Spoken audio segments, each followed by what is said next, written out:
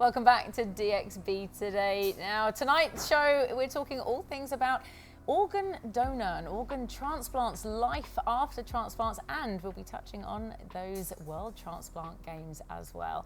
Now, our next guest is a Hayat ambassador who works with donor families and recipients. So we're really happy to welcome to the studio Katie Larkins. How are you? I'm great, thank you very much. No, of course. I'm really happy to be here.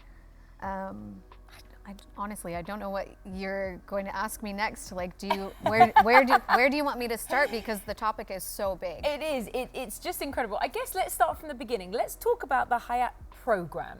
Tell us more about that and what's involved. Sure.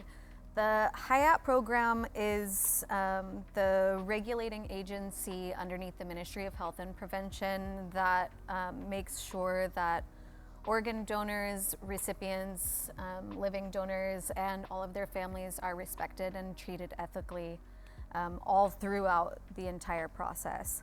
And it's something that I learned about back in the States when my family became a donor family.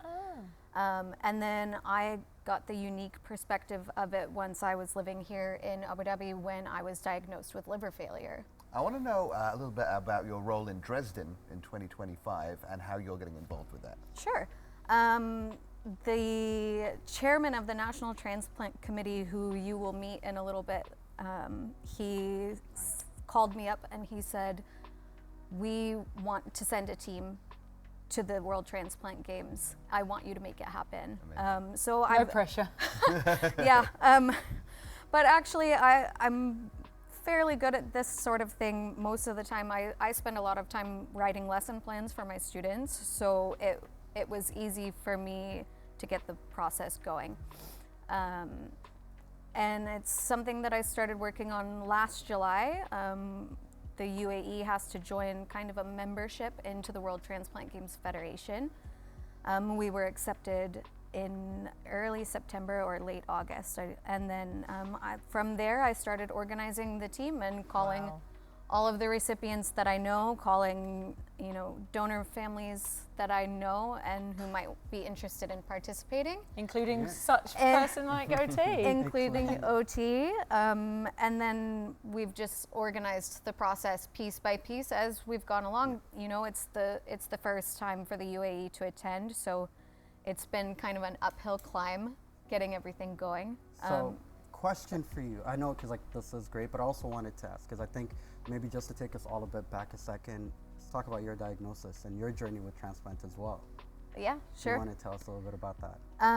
I was diagnosed in early of 2021 with an autoimmune liver disease, and I had a few symptoms, but I wasn't really sick. Like, I convinced myself that I wasn't that sick.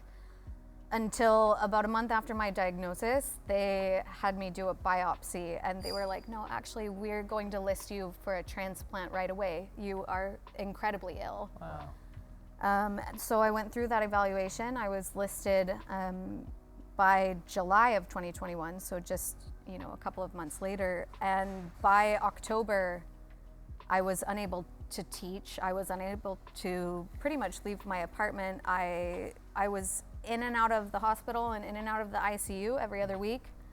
And towards the end of November, I went in by ambulance. And the doctors in the ICU actually told me, "You can't leave. Wow. If you leave, you're not going to come back." Goodness. And that's actually when it finally hit me that I was really sick, because I was trying to convince them. I could see my apartment from my hospital from my hospital room. I could see my apartment building, and I was like, "No, I'll just wait from there. You guys keep looking. I'll keep waiting. Surely somebody else needs this hospital bed more than I do." And they said, "Katie, there is nobody in this hospital who is sicker than you are. You can't go." So what happened? How do you get an organ? How do you, the waiting list, how long do people need to wait? There's so many questions around it and so many misconceptions as well. Right. Well, there are thousands of people, upwards of 4,000 or 5,000 people within the UAE alone who are on organ waiting lists. The waiting time is longer than others. I waited I mean, I was about 7 months from my diagnosis to my transplant, but I mean, I was days or weeks away from passing away at the time I was transplanted. Other organs like kidneys, because there are treatments that can manage that organ failure for a very long time, like dialysis, those usually have much longer waiting lists unless you have a family member willing to donate. And I know, at least in my home country, the waiting list is over 100,000 people long. Wow. Well, Katie, it's interesting to me, obviously I haven't gone through a transplant, to know that there is a transplant community. I didn't think it was something that you'd create a community around and have like transplant donor families. Tell us a little bit about the community and why it's so important. Well, I mean, it's a very hard thing to try to explain to somebody who doesn't know about being a recipient or being a donor family or having any sort of involvement within that system. And it's, you know, it's kind of like trying to explain color to somebody who's never been able to see.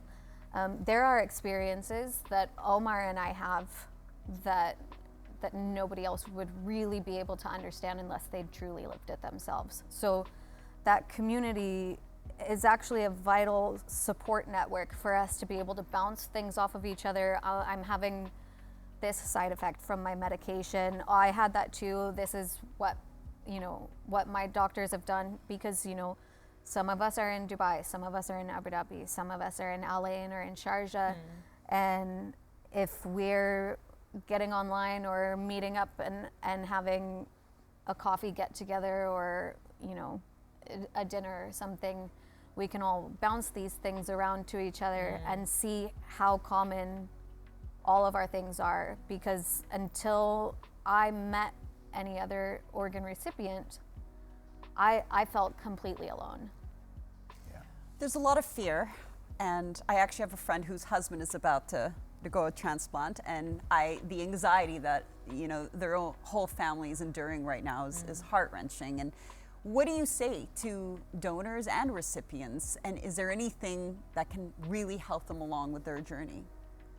Well, for living donors at least, I would tell them that living kidney donors have at least as long, if not longer, life expectancy than somebody who's never donated.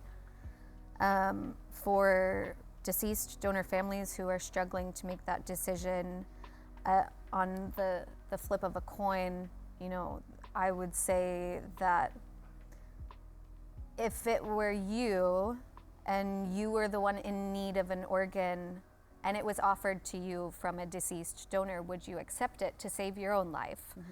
And 9 times out of 10, people will say, well, yes, of course, if I needed a new heart and it was offered to me, of course I would accept it.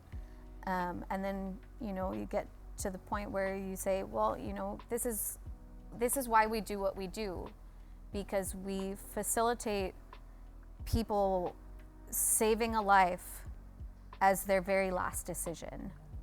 And for many of us, it's the only reason why we're alive, to talk about our stories, to raise awareness, to play sports and participate in things like the World Transplant Games, to have a conversation with you. My donor was actually, I was the recipient of the first organ that was shared between the UAE and Kuwait. Like I was so sick that there were no matches for me within the UAE, and the ministry called every other country in the GCC and said, please check all of your hospitals. We have somebody here who is desperately ill. And they found a match in Kuwait, and the 2 governments for both countries actually had to get on the phone together and coordinate an agreement for how this was going to work. You know, if Kuwait shares organs to the UAE, what does Kuwait get? And they came to this in an effort to save my life, and I was the first one, but there have been many since me. That's amazing. and it's You just gave me goosebumps. Yeah, You're going to make Dina cry. yeah. I do cry She's cried sometimes on before this on show. this. So, but I mean, I really appreciate you raising awareness and all the work that you're doing, both of you.